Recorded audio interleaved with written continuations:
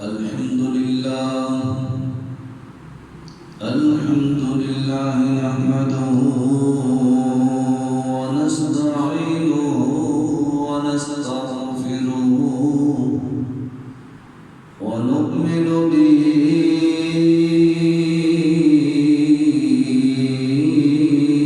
ونتوكل عليه ونعوذ بالله من شرور أنفسنا ومن سيئات أعمالنا من يهده الله فلا مضل له ومن يضلله فلا هادي له ونشهد أن سيدنا ومولانا محمدا عبده ورسوله أما بعد فأعوذ بالله من الشيطان الرجيم بسم الله الرحمن الرحيم يا بني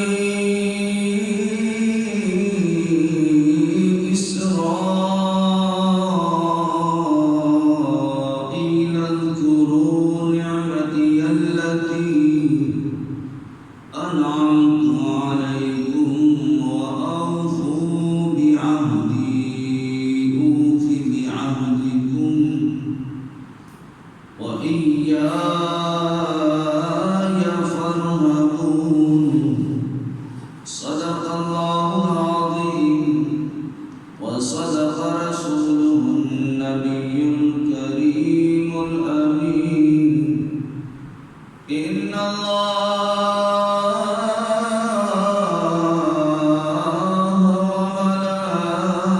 وملائكته يصلون على النبي يا أيها الذين آمنوا صلوا عليه وسلموا تسليما درود پاک آواز بلند الصلاة والسلام عليك يا سيدي يا رسول الله وعلى آلك وأصحابك يا سيدي يا حبيب الله الصلاة والسلام عليك يا سيدي يا نبي الله وعلى آلك وأصحابك يا سيدي يا نور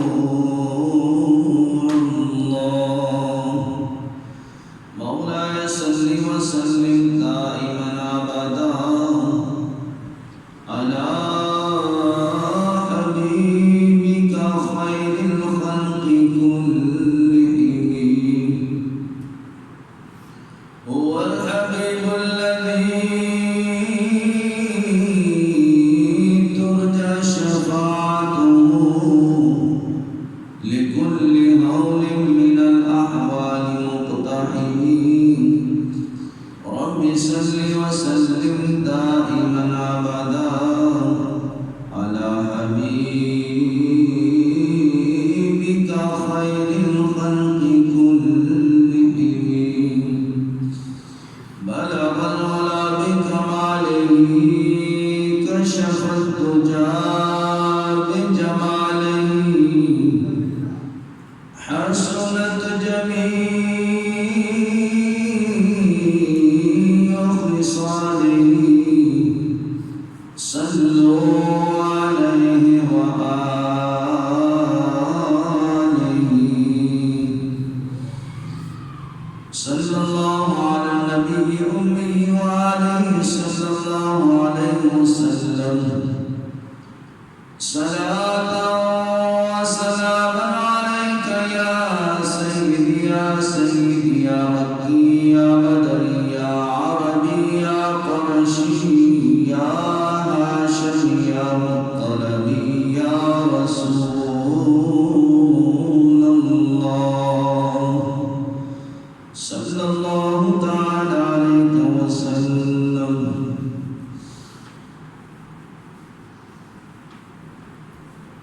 خالق کائنات جل جلالہ وعم والہ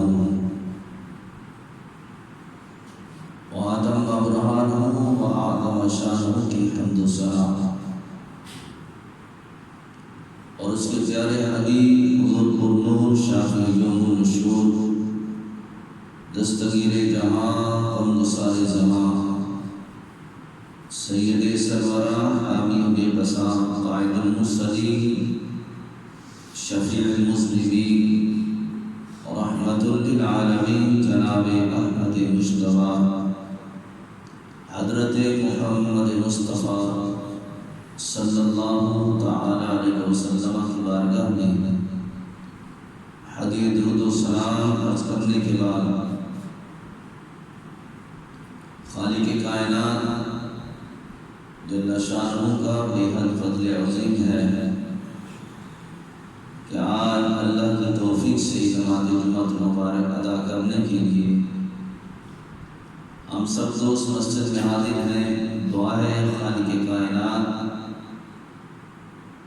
جل شانہ میری اور آپ سب کی اس حاضری کو اپنی بارگاہ میں شرف قبولیت عطا فرمائے اور خصوصاً مجھے حق سچ بیان کرنے کی اور ہم سب کو سن کر اس پر عمل کرنے کی بھی اللہ توفیق عطا فرمائے. حضرات محترم، میں نے آپ کے سامنے قرآن کریم فرقان حمید کی سورۃ البقرہ میں سے آیت نمبر 40 کو تلاوت کیا ہے، جس میں اللہ تعالیٰ جل شانہ نے بنی اسرائیل کا ذکر کیا ہے کہ اللہ تعالیٰ جل شانہ نے ان کے اوپر جو احسانات کیے اور ان کے ساتھ جو عہد کیا، اللہ تبارک و تعالیٰ جل شانہ نے اس آیت المقدسہ کے اندر اس کو ذکر فرمایا ہے. یا بنی اسرائیل اذکروا نعمتی التی انعمت علیکم واوفوا بعہدی اوف بعہدکم وإیای فارہبون. اللہ تعالیٰ جل شانہ ارشاد فرماتا ہے، اے یعقوب علیہ السلام کی اولاد، یاد کرو میرا وہ احسان جو میں نے تم پر کیا اور میرا عہد پورا کرو، میں تمہارا عہد پورا کروں گا اور صرف مجھ سے ڈرو. اللہ تعالیٰ جل شانہ نے یہاں پہ بنی اسرائیل قوم کو مخاطب کر کے خصوصیت کے ساتھ ان کو فرمایا ہے.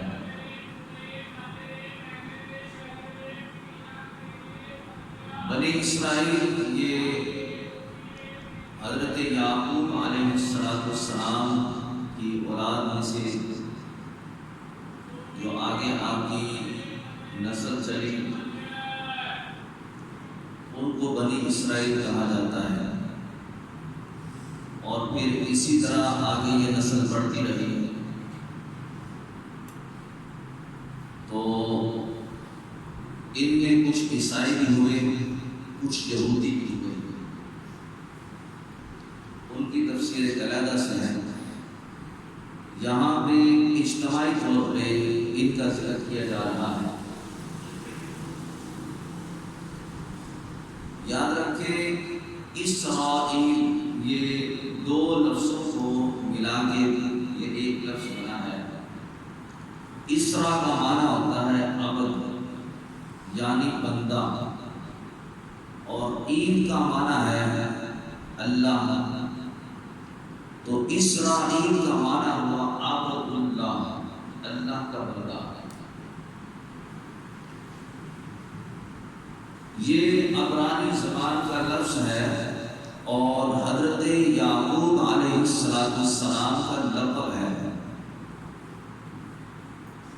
یعنی کہ آپ کا جو لقب ہے وہ عبداللہ ہے، اور عبداللہ لفظ سے پہلے جو میں نے آپ کے سامنے بیان کیا کہ اسرائیل، یہ دو لفظوں کو مل کے لفظ عبداللہ بنا، تو حضرت یعقوب علیہ السلام کا یہ لقب ٹھہرا، اور پھر آپ کی نسل سے آگے جو انسانیت کا آغاز ہوا تو اللہ تعالیٰ جل شانہ نے آپ کو، حضرت یعقوب علیہ السلام کو جو آگے جو نسل عطا فرمائی، جو قبیلہ تھا، جو خاندان تھا، وہ آگے اس کو اسرائیل کہا گیا، بنی اسرائیل۔ تو یہ سلسلہ چلتا چلتا ہمارے نبی علیہ السلام کے دور مبارکہ تک پہنچا، پھر اس کے بعد آج بھی یہ لوگ دنیا میں موجود ہیں، اور اب ان لوگوں کے دو گروہ بن گئے، ایک یہودی کہلایا اور ایک گروہ عیسائی کہلایا۔ اس کے علاوہ جو اور مذاہب ہیں وہ دوسری قوموں سے ہیں۔ بنی اسرائیل میں اللہ تعالیٰ جل شانہ نے 1,00,000 سے زائد نبیوں کو پیدا فرمایا ہے۔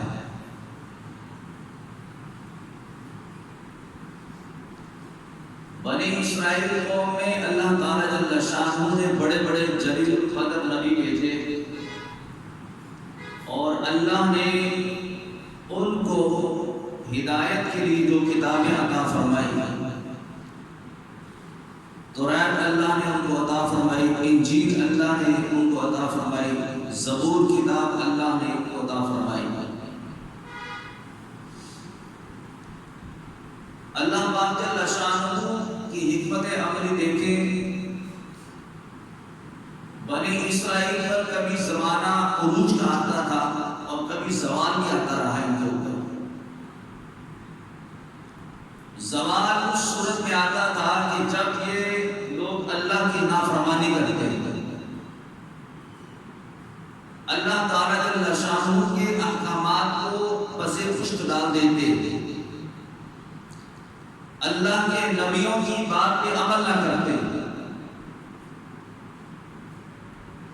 یوں کہہ لیں جس دین پر وہ عمل کرنے والے تھے اس دین کے مطابق وہ زندگی نہ گزارتے، تو پھر اللہ تعالیٰ جل شانہ ان لوگوں کو رسوا کرتا،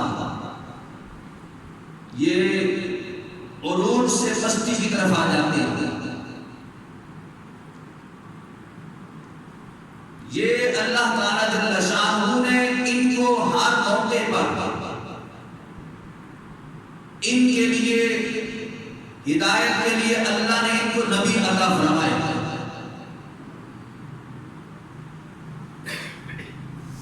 جب یہ قوم پستی کی طرف آتی، گناہوں کی طرف آ جاتے یہ لوگ، رب کی ناراضگی جب یہ مول لے لیتے، تو پھر اللہ تعالیٰ جل شانہ ان پر رحم کرتا، ان کو اپنا کوئی نہ کوئی نبی عطا فرما دیتا۔ اللہ پاک جل شانہ نے ان کی طرف بہت نبیوں کو بھیجا جو ان کو سمجھاتے تھے، جو ان لوگوں کے لیے ہدایت کا راستہ بنے۔ لیکن یہودی یہ شروع دن سے بڑی شاطر قوم رہے، اور یہ لوگ انبیاء کرام علیہ السلام کو جھٹلاتے بھی تھے،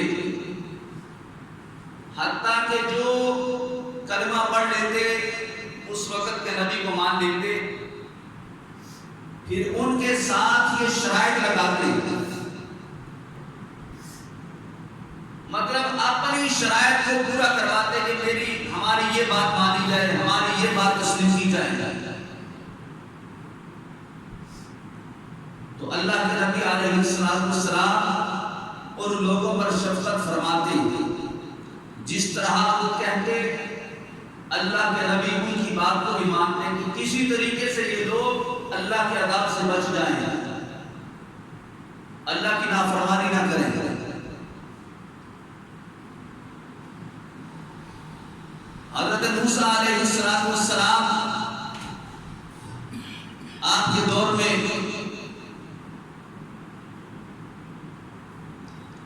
یہودیوں نے بہت سارے آپ سے مطالبے کیے۔ ایک مطالبہ کیا گیا کہ ہمیں آسمان سے کھانا دیا جائے، جنت سے کھانا ہمارے لیے آئے۔ آپ نے دعا فرمائی، یا اللہ میری تو جنت کا کھانا مانگتی ہے۔ اللہ نے فرمایا پیارے پریشان نہ ہو، جو کہتے ہیں ہم ان کی بات کو مانیں گے، لیکن یہ بھی تو کچھ کر کے دکھائیں نا کہ جس طرح ہم عبادت چاہتے ہیں یہ عبادت کر کے دکھائیں۔ 40 سال تک منصبہ کھانا ان کے لیے زمین پر اترتا رہا، ہاتھوں سے کمائی نہ کرتے، ہاتھوں سے کام نہ کرتے، اللہ کے نبی سے مطالبے کرتے رہتے۔ لیکن جب ہاتھ سے کام نہ کر کے ان کے اندر سستی پیدا ہو گئی، تو پھر انہوں نے چاہا کہ ہم زمین سے جو اناج اگتا ہے ہم وہ کھائیں، انہوں نے دوسری طرف رخ کر لیا۔ تو اللہ تعالیٰ جل شانہ نے وہ منصبہ جو کھانا جو آسمانوں سے نہیں اترتا تھا اس کو روک دیا گیا۔ یہ پیاز، یہ لہسن اور اس طرح کی جو چیزیں ہیں کہ اس وقت یہ چیزیں انہوں نے پسند کی، اور پھر اس کے بعد سے لے کے اب تک یہ سلسلہ چلتا رہا۔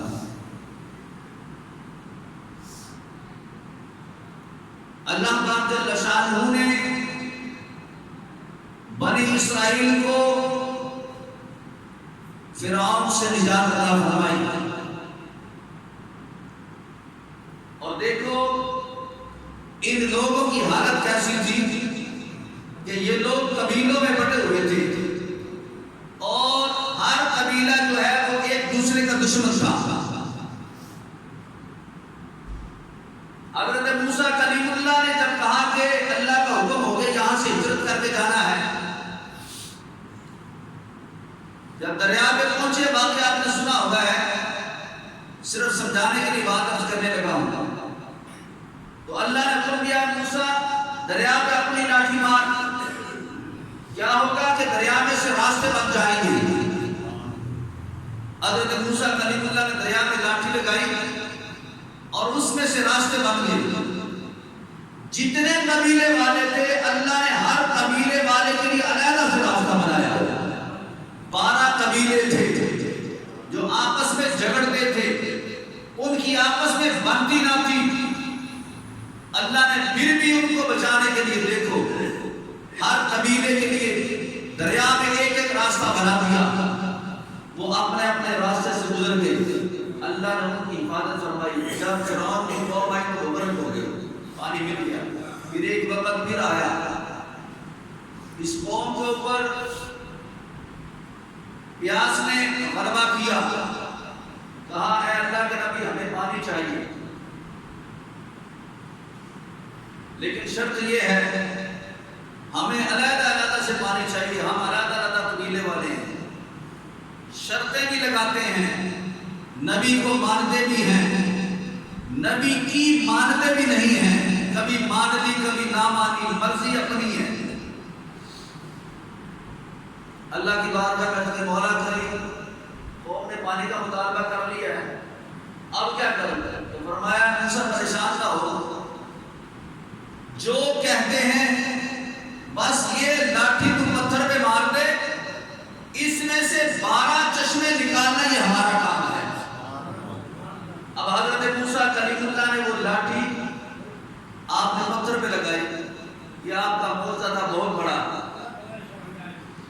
کہ اس پتھر میں سے پانی کے 12 چشمے جاری ہوئے. جتنے قبیلے تھے اتنے چشمے اللہ نے جاری فرما دیے. فرمایا تم ہماری مانو یا نہ مانو، ہم تمہاری ماننے دیں. کہ رب کا ان لوگوں کے ساتھ دیکھو کتنا پیار تھا، کتنی محبت تھی کہ کسی طریقے سے رب کی ناراضگی سے بچ جائے، رب کے عذاب سے بچ جائے. اور وہ آگے سے شرطیں لگاتے تھے. اور حضرت موسیٰ کلیم اللہ نے پھر کیا کیا؟ اپنی لاٹھی پتھر پہ لگائی اور پتھر میں سے چشمے جاری ہو گئے. اور یہ چیزیں آپ کو، یہ معجزات، یہ کمالات، رب کی قدرت کے نظارے آج بھی آپ کو نظر آ سکتے ہیں. آپ پہاڑی علاقوں میں چلے جائیں، آپ کو وہاں پہ بڑے بڑے چشمے نظر آئیں گے جو پہاڑوں سے نکل رہے ہیں، پتھروں سے پانی نکل رہا ہے. آپ کو بہت کچھ نظر آئے گا. لیکن اس وقت یہ معجزہ حضرت موسیٰ کلیم اللہ کا تھا. لیکن ہمارے نبی کی عظمت اور شان کے قربان جائیں، لاٹھی کے ذریعے پتھر سے پانی نکالنا بڑا کمال ہے. اللہ کی قدرت ہے یہ. لیکن اللہ نے ہمارے نبی علیہ السلام کو جو عظمت اور شان عطا فرمائی ہے، حدیبیہ کا مقام ہے. صحابہ نے کہا حضور پانی ختم ہو گیا. میرے محبوب علیہ السلام نے فرمایا پریشان نہ ہو. کیا ہوا؟ فرمایا جتنا پانی اکٹھا کر کے لے آؤ. ایک کٹورے میں تھوڑا سا پانی جمع ہوا. پینے والے 1400 صحابہ ہیں. یہاں یہ نہیں کہ ہمارا قبیلہ الگ ہے تمہارا قبیلہ الگ ہے. میرے محبوب علیہ السلام نے ایسا آپس میں بھائی چارہ قائم فرما دیا. اور پھر کیا ہوا؟ آپ نے اپنا ہاتھ جو ہے اس پانی کے کٹورے میں رکھ دیا. پتھر سے چشمے نکلنا آج بھی آپ اپنی آنکھوں سے دیکھ سکتے ہیں. لیکن اپنی انگلیوں سے پانی کے چشموں کو جاری کرنا یہ ہمارے نبی علیہ السلام کی قدرت کاملہ ہے. یہ ہمارے نبی کا معجزہ ہے کہ جب صحابہ نے پانی کی قلت کو بیان فرمایا تو میرے محبوب نے یہ نہیں فرمایا کہ چلو اب تم لوگ جو ہے وہ تیمم کر کے نماز ادا فرما لو. فرمایا جتنا پانی ہے لے آؤ. تھوڑا سا پانی اکٹھا ہوا تو پھر کیا ہوا؟ فرمایا اس میں آپ نے اپنا ہاتھ رکھا ہے، اللہ تعالیٰ جل شانہ نے پانی کے چشمے انگلیوں سے جاری فرما دیے ہیں. تو یہ ہمارے نبی علیہ السلام کا کمال معجزہ ہے. تو گویا کہ بنی اسرائیل کی ہدایت کے لیے اللہ نے بڑے بڑے نبی بھیجے. اللہ نے بڑی بڑی کتابیں نازل فرمائی. اللہ تعالیٰ جل شانہ نے ان کو بڑی بڑی مشکلات سے نکالا. لیکن پھر بھی وہ رب کی نافرمانیاں کرتے رہے. آج اس امت کی بھی ایسی حالت ہو چکی ہے کہ آج یہ امت مسلمہ خستہ حالی کا شکار ہو چکی ہے. آج اس امت کے اوپر غیر قبضہ کر رہے ہیں. یہود و نصارہ اپنا پورا زور لگا رہے ہیں اس امت مسلمہ کو دبانے کے لیے. یہ تو رب کا کرم ہے کہ اس نے اپنے محبوب کی غلامی کا صدقہ ابھی تک ہمیں کچھ نہ کچھ زندگی اور کچھ نہ کچھ عزت وقار عطا فرمایا ہے. لیکن جو فلسطین میں ہو رہا ہے، جو غزہ میں ہو رہا ہے، جو شام میں ہو رہا ہے، جو کشمیر میں ہو رہا ہے، یہ کہانی کسی سے چھپی ہوئی نہیں ہے. آخر یہ ظلم و ستم ہونے کی جو وجوہات ہیں یہ کیا ہے؟ یہ ایک تو یہ ہے کہ اللہ کی نافرمانی کو مول لینا،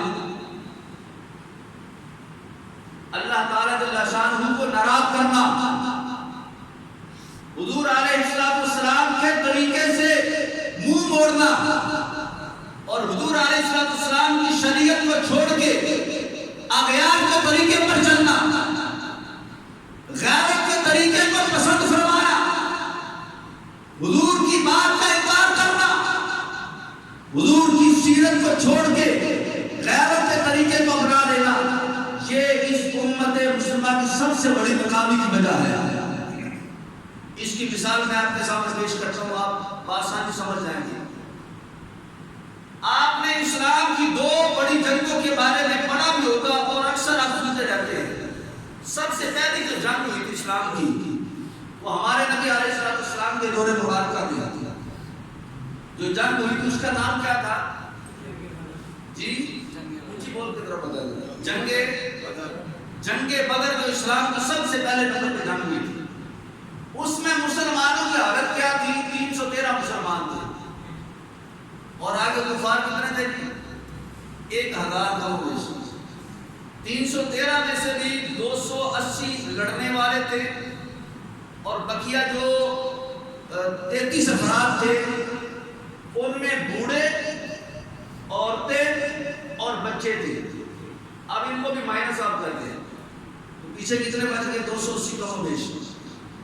اچھا پھر یہ تو چلو مطلب بہادر تھے، جوان تھے کہہ رہے ہیں، لیکن ان کے پاس ساز و سامان تو تھا نہیں۔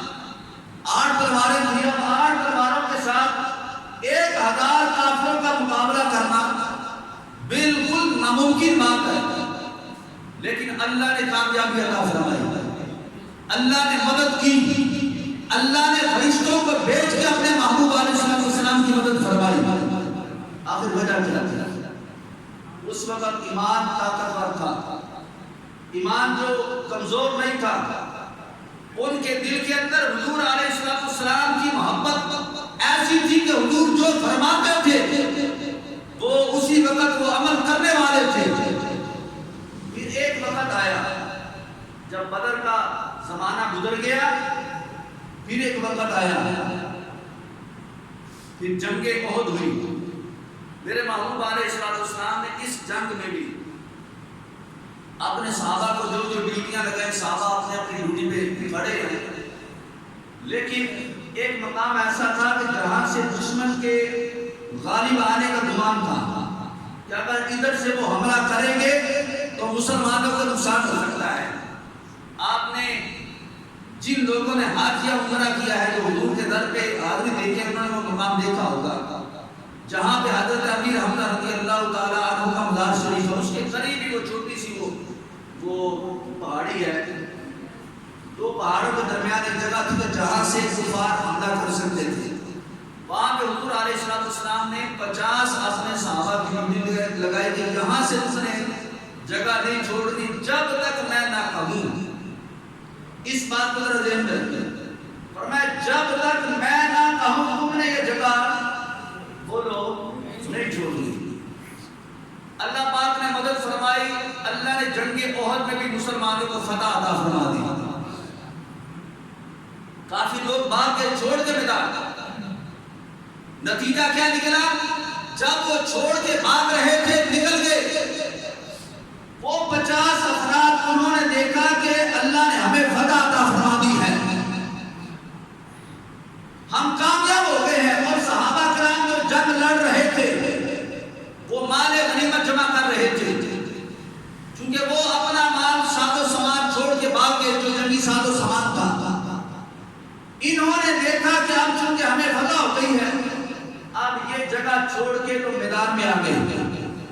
اب سارے صحابہ اس میدان میں جمع ہیں، تو کفار نے پلٹ کے دیکھا کہ اب موقع اچھا ہے، یہ جو جگہ جہاں پہ ان کے جنگجو کھڑے تھے اب وہ جہاں پہ نہیں ہے، تو انہوں نے پلٹ کے اسی مقام سے انہوں نے دوبارہ حملہ کیا۔ پھر مسلمانوں کو نقصان ہوا، پھر 70 صحابہ کرام علیہ رضوان شہید ہوئے۔ جہاں پہ حضرت امیر حمزہ رضی اللہ تعالیٰ عنہ کا مزار مبارکہ ہے، جہاں کی قبر ہے، ان کے ساتھ ہی وہ اجتماعی طور پہ 70 صحابہ کی قبریں ہیں، مطلب ایک ہی جگہ پہ سب کو دفنا دیا گیا۔ اب یہ نقصان کیوں ہوا؟ اس کی وجہ کیا ہے؟ پہلے اللہ نے کامیابی عطا فرمائی، پھر دوبارہ نقصان ہو گیا، کئی صحابہ شہید ہو گئے۔ اس کی وجہ کیا ہے؟ وجہ صرف وہی ہے کہ وہ چند افراد نے اپنی مرضی کر لی، نماز پڑھنے میں نہیں، قرآن کی تلاوت کرنے میں نہیں، عبادت کرنے میں اپنی مرضی نہیں کی، بلکہ انہوں نے حضور علیہ السلام کے فرمان کو، حالانکہ انہوں نے جان بوجھ کے ایسا نہیں کیا، انہوں نے ظاہری حالت کو دیکھا، نظر یہی آ رہا تھا کہ ہم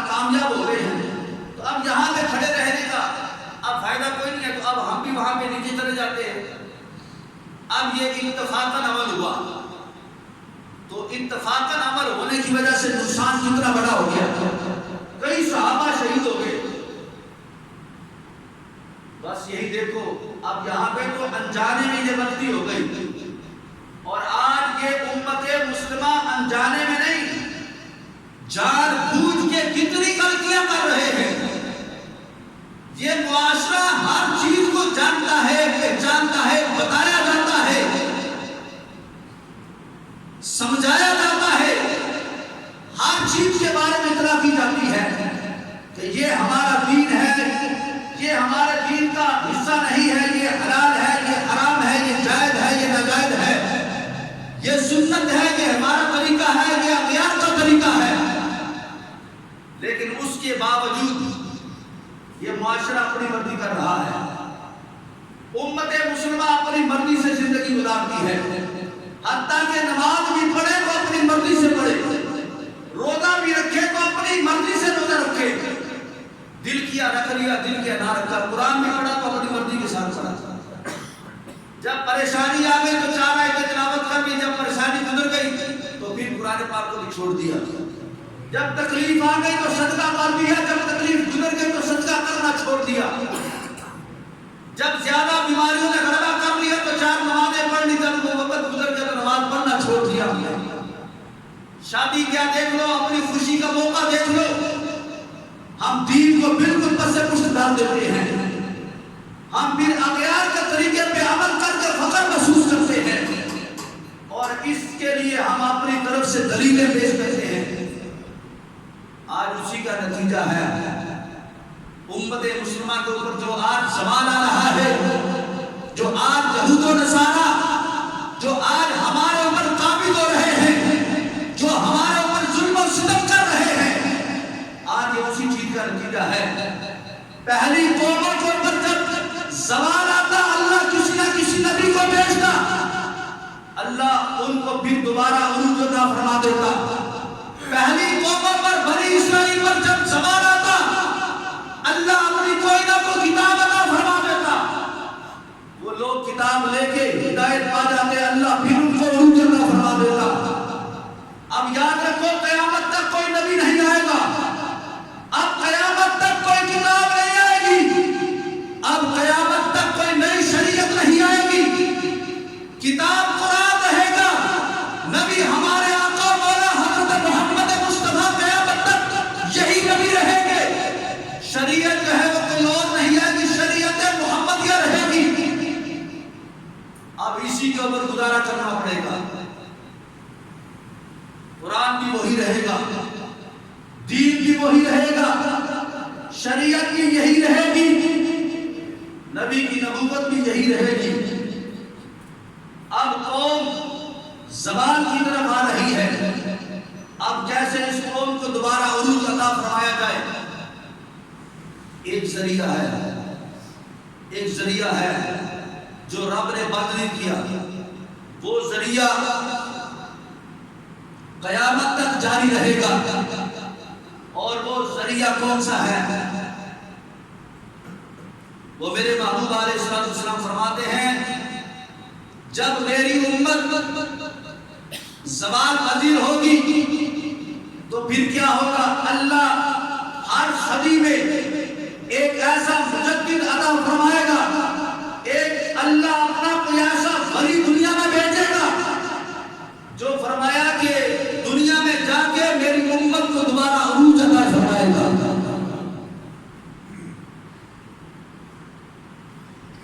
آج نبی کوئی نہیں آئے گا کہ جو آ کے دوبارہ ہمیں سمجھائے گا، قرآن یا قرآن کے علاوہ کوئی اور کتاب دوبارہ نازل نہیں ہوگی کہ جس کو پڑھ کے ہم دوبارہ عروج حاصل کر لیں۔ یہی قرآن ہماری ہدایت کے لیے، قیامت تک کے لیے یہی کتاب ہے، قیامت تک کے لیے ہمارے نبی کی نبوت ہے، قیامت تک کے لیے یہی شریعت مصطفیٰ ہے، قیامت تک کے لیے یہی دین محمدی ہے، اس سے ہم باہر نہیں جا سکتے۔ لیکن اب یہ جو زوال آ رہا ہے، اب یہ عروج ایک ہی صورت ہے کہ اب کسی ایسے بندے کے ساتھ مل جائیں، کسی ایسے بندے کو اپنا رہبر و رہنما بنا لے جس کو رب نے اس امت کے لیے دوبارہ سے ہدایت کا نور بنا کے بھیجا ہے، کسی ایسے ولی کامل کے ساتھ مل جائے، کسی ایسے رہبر اور رہنما کے ساتھ مل کے رہے جو ہمیں دوبارہ عروج عطا فرما دے۔ کوئی ایسا اللہ کا ولی تلاش کرنا ہوگا کہ جس کی پیروی کر کے اللہ ہمیں عروج عطا فرما دے۔ اور یہاں پہ ایک میں بات کہنا چاہتا ہوں بڑے افسوس کے ساتھ، نبی تو کوئی نہیں آئے گا، کتاب اللہ کوئی نہیں آئے گی، شریعت نہیں کوئی نہیں آئے گی، ایک ذریعہ ہے جس کے ذریعے سے امت کو دوبارہ عروج مل سکتا ہے۔ لیکن افسوس وہ جو ذریعہ ہے وہ ولی اللہ کا ہے، لیکن افسوس اس بات پہ ہے کہ آج اس ذریعے کو ختم کرنے کے لیے بھی غیر نہیں بلکہ اپنے ہی کلمہ پڑھنے والے، اپنے ہی دین پہ عمل کرنے والے، اپنے ہی قرآن کو ماننے والے، اپنے ہی دین پہ عمل کرنے والے اس ذریعے کو بھی بند کرنا چاہتے ہیں۔ اور وہ کہتے ہیں تم لوگ کیوں یہ ولیوں کے پاس جاتے ہو، کیوں یہ بابا لوگ کے پاس جاتے ہو؟ جب رب ہے تو رب سے مانگو، جب شریعت مصطفیٰ ہے تو اس پر عمل کرو۔ بے شک رب سب کی سنتا ہے، بے شک رب سب کو عطا فرماتا ہے۔ ان اللہ علی کل شیء قدیر، اللہ ہر چیز پر قادر ہے، اللہ ہر چیز پر قدرت رکھنے والا ہے۔ میں یہ سوال کرنا چاہتا ہوں، بے شک اللہ ہر چیز پر قادر ہے، دیکھو آج امت کس حالت میں جا رہی ہے، اس کو عروج پھر کیوں نہیں مل رہا؟ رب سے دعائیں بھی کی جا رہی ہیں، رب سے التجائیں بھی کی جا رہی ہیں، وظائف بھی پڑھے جا رہے ہیں، تسبیحات بھی پڑھی جا رہی ہیں، لیکن اس کے باوجود یہ امت خستہ حالی کی طرف جا رہی ہے۔ اللہ فرماتا ہے جب ایسی صورت حال بن جائے تو پھر سنو، 11واں سپارہ ہے سورۃ توبہ، اللہ فرماتا ہے یا ایھا الذین آمنوا، اے ایمان والو، اتقوا اللہ، اللہ سے ڈرتے رہنا، فرمایا وکونوا مع الصادقین، اور فرمایا کہ پھر سچوں کی سنگت اختیار کر لینا۔ جب حالت تمہاری خستہ ہو جائے، جب تمہاری حالت کمزور ہو جائے تو پھر کیا ہے؟ فرمایا ان لوگوں کے ساتھ مل کے رہنا جو میرے قریبی ہیں، جو میرے مخلص بندے ہیں۔ جب تم ان کے دعوت کے ساتھ وابستہ ہو جاؤ گے تو پھر نتیجہ کیا نکلے گا؟ اللہ تمہیں دوبارہ پھر وہی عروج عطا فرما دے گا، اللہ تمہیں دوبارہ پھر وہی بلندی عطا کرے گا، اللہ تمہیں دوبارہ پھر وہی عزت عطا فرمائے گا۔ آج دیکھو امت کس حالت میں جو ہے وہ پستی چلی جا رہی ہے، اور غیر مسلم لوگیں، غیر مسلم قومیں جو ہیں وہ اس امت کے اوپر ظلم و ستم کر رہے ہیں۔ اللہ فرماتا ہے وَلَقَدْ كَتَبْنَا فِي الزَّبُورِ مِن بَعْدِ الذِّكْرِ أَنَّ الْأَرْضَ يَرِثُهَا عِبَادِيَ الصَّالِحُونَ، فرمایا ہم نے زبور میں لکھ دیا ہے، ہم نے پہلی آسمانی کتابوں میں اللہ فرماتا ہے ہم نے لکھ دیا ہے۔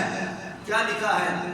فرمایا کہ ہم نے یہ لکھ دیا ہے کہ یہ جو میرے مخلص بندے ہیں، جو میرے نیک بندے ہیں، انہی کو میں نے اپنی دنیا کی حکمرانی عطا فرمائی ہے، انہی کو میں نے اپنی زمین کا مالک بنا دیا ہے۔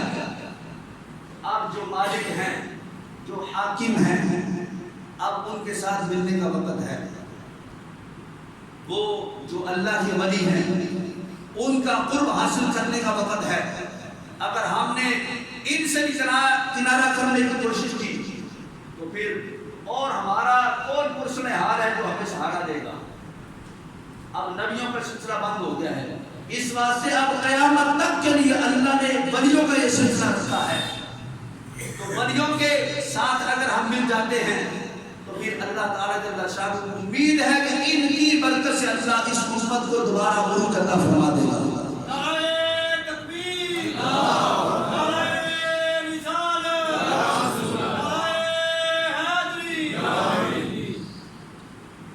دیکھیں اللہ کے ولیوں کے ساتھ جو محبت اور عقیدت رکھی جاتی ہے اس کا فائدہ کتنا ہوتا ہے۔ آج لوگ ہمیں کہتے ہیں تم لوگ کیوں جاتے ہو ولیوں کے پاس، یا ان کے ساتھ محبت کر کے تمہیں کیا ملتا ہے، ان کا قرب پانے سے تمہیں کیا ملتا ہے؟ اللہ تعالیٰ جل شانہ ایسے لوگوں کو ہدایت عطا فرمائے۔ اگر یہ ایمان کی نظر سے قرآن پڑھے، ہر بات کا جواب رب نے قرآن میں بیان فرمایا۔ سورہ اعراف میں اللہ فرماتا ہے ان رحمت اللہ قریب من المحسنین،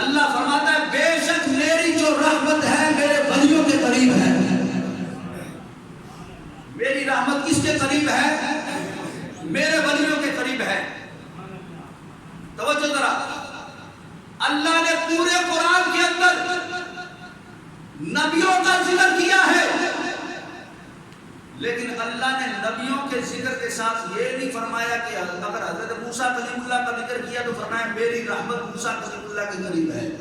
توجہ ذرا، اگر ابراہیم خلیل اللہ کا ذکر کیا تو یہ نہیں فرمایا میری رحمت ابراہیم خلیل اللہ کے قریب ہے۔ اگر عیسیٰ اللہ کا ذکر کیا تو یہ نہیں فرمایا میری رحمت عیسیٰ اللہ کے قریب ہے۔ ہمارے نبی کی تو شان براؤن برا ہے نا، فرمایا وما ارسلناک الا رحمۃ للعالمین، ان کی شان تو تمام نبیوں سے جدا ہے۔ لیکن میں یہ بتانا چاہتا ہوں کہ رب نے ولیوں کا مقام کیا عطا فرمایا۔ نبیوں کی بڑی شان ہے، بڑی عظمت ہے، بڑا مقام و مرتبہ ہے، لیکن فرمایا اس امت کے لیے ہم نے جو رحمت رکھی ہے وہ کہاں ہے؟ فرمایا جہاں پہ اللہ کا ولی بیٹھ جاتا ہے اللہ کی رحمتوں کے دروازے اسی طرح کھل جاتے ہیں۔ اللہ کا ولی پاکستان میں رہنے والا ہو، اللہ کا ولی ہندوستان میں رہنے والا ہو، اللہ کا ولی کسی اور ملک میں رہنے والا ہو، جہاں پر بھی اللہ کا ولی رہتا ہے، جہاں پر اللہ کا ولی بیٹھتا ہے، جہاں پہ اللہ کا ولی چلتا ہے، وہیں پہ رب کی رحمتیں برسنا شروع ہو جاتی ہیں۔ اگر ہم کسی اللہ کا ولی کے پاس جاتے ہیں، ہم دنیا لینے کے لیے نہیں جاتے، ہم بلکہ اللہ کی رحمتوں کے نظارے کرنے کے لیے جاتے ہیں۔ یہ بات تو غیروں کے امام نے بھی لکھ دی ہے، اشرف علی تھانوی نے لکھا ہے، اور اس کی وساطت سے اس کے اپنے بڑے علماء نے بھی لکھا ہے۔ اشرف علی تھانوی ایک مرتبہ شہر لاہور میں آیا اپنے دانتوں کا علاج کروانے کے لیے، یہ بات میں نے پہلے بھی بیان کی ہوئی ہے، تو اس نے سوچا کہ چلو لوگ بڑے دادا دادا کرتے ہیں تو میں بھی ذرا جا کے دیکھوں کہ دادا یہ کیسے بزرگ ہے۔ کچھ لوگوں کو شوق ہوتا ہے امتحان لینے کا، وہ کہتے ہیں جا کے دیکھتے ہیں کہ یہ سچا ولی ہے کہ یا ایسے لوگوں نے اپنی طرح سے بنا لیا ہوگا۔ وہ کہتا ہے کہ میں اب اس کو لکھنے والا ان کا مولوی طیب ہے، اور واقعہ کس کا ہے؟ ان کے امام اشرف علی تھانوی کا۔ وہ کہتا ہے میں نے مراقبہ کیا، مطلب کہ میں نے توجہ کی صاحب مزار کی طرف، دادا حضور کی طرف جب اس نے اپنے انداز میں آنکھیں بند کر کے مراقبہ کیا، توجہ کی نا جب حضور دادا صاحب کی طرف مزار کی طرف، تو کچھ دیر کے بعد وہ اس بات کو کہنے پر مجبور ہو گیا کہ میں نے دیکھا ہے یہ کوئی عام بندہ نہیں ہے، تو بہت بڑا اللہ کا ولی ہے۔ تو مجھے بتاؤ جہاں پہ اللہ کے ولی ہوتے ہیں ان کی جو قبریں ہوتی ہیں یہ بس خالی قبریں ہی ہوتی ہیں یا ان پر کوئی اللہ کی رحمتیں یا کچھ اور انعامات بھی ہوتے ہیں؟ دیکھیں حضور علیہ السلام فرماتے ہیں جو بندہ مومن ہوتا ہے نا اس کی قبر کو اللہ تعالیٰ جنت کا باغ بنا دیتا ہے۔ یہ عام بندے مومن کی بات ہو رہی ہے، جیسے میں اور آپ عام جو مسلمان جب دفنائے جاتے ہیں اللہ پاک جب مہربانی فرمائے جب وہ بندہ بخشا جاتا ہے تو اللہ اس کی قبر کو کیا کرتا ہے؟ جنت کا باغ بنا دیتا ہے۔ قبر کی دو حالتیں ہوتی ہیں، یا جنت کا باغ بن جاتی ہے یا پھر خدا نہ خواستہ جہنم کا گڑھا بن جاتی ہے۔ ان دو حالتوں میں سے تیسری حالت کوئی نہیں، یہ دو حالتیں ہیں۔ کافر کی قبر کو جہنم کا گڑھا بنا دیا جاتا ہے اور حضور علیہ السلام کے غلاموں کی قبر کو جنت کا باغ بنا دیا جاتا ہے۔ یہ تو عام بندے کی بات کی گئی ہے، اور جہاں پہ اللہ کا ولی آرام فرما ہوتا ہے، جہاں پہ اللہ کا کوئی مقرب بندہ آرام فرما ہوتا ہے، مجھے بتاؤ پھر اس کی قبر کو اللہ تعالیٰ کتنی عالی شان جنت میں تبدیل فرما دیتا ہوگا۔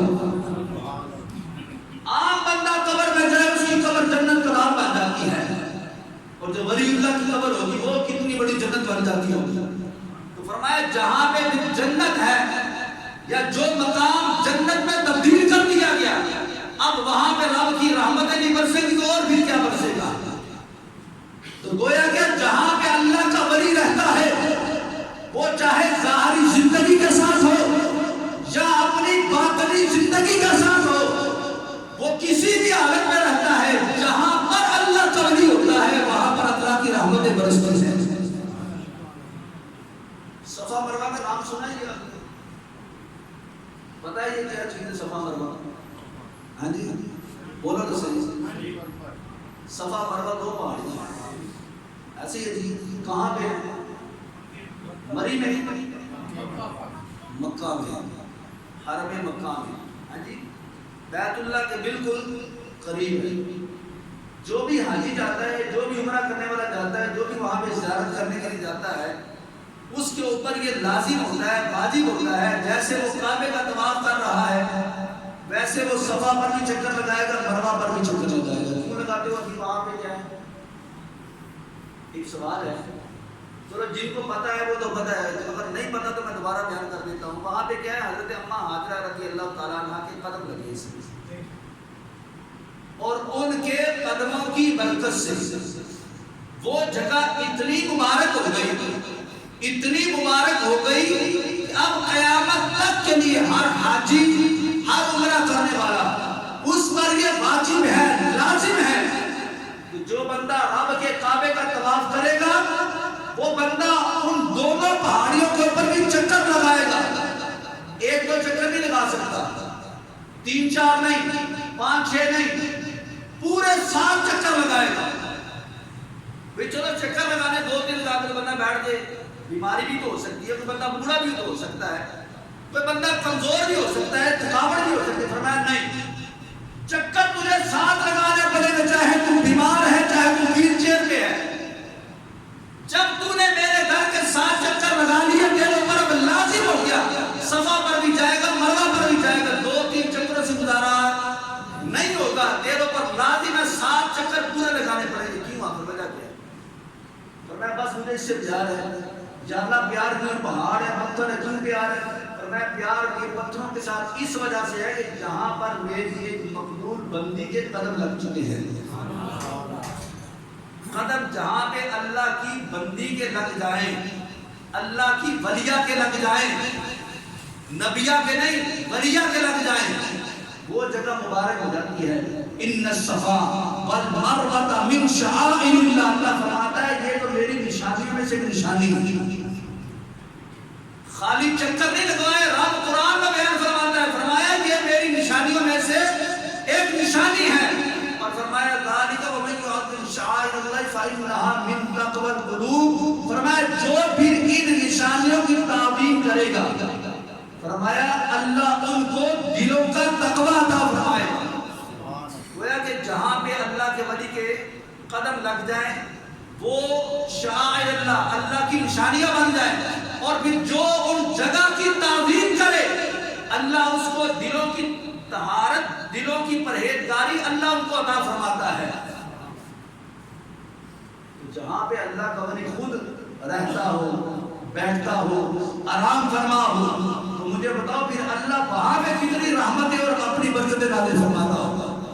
تو ہم لوگ جو ولیوں کے پاس جاتے ہیں، ولیوں سے جو نسبت رکھتے ہیں، اس کی یہی بڑی وجہ ہے کہ اللہ نے ان کی طرف اپنی رحمتوں کے دروازے کھولے ہیں، اور ان کے پاس جانے سے ہمیں اللہ کی رحمتوں کے نظارے نصیب ہوتے ہیں۔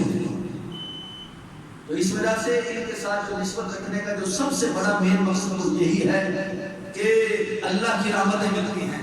اور آج یہ جو امت خستہ حالی کی طرف جا رہی ہے، آج اس کو عروج تب ہی نصیب ہو سکتا ہے کہ اگر ہم لوگ جو ہے وہ اللہ کے مقرب بندوں کے قرب میں آ جائیں، تو انشاءاللہ تعالیٰ امید ہے بڑی کہ ان کی برکت سے اللہ پاک اس امت پر خصوصی اپنا فضل و کرم فرمائے گا۔ اللہ مجھے اور آپ سب کو عمل کی سمجھ کے اللہ توفیق عطا فرمائے، آمین بجاہ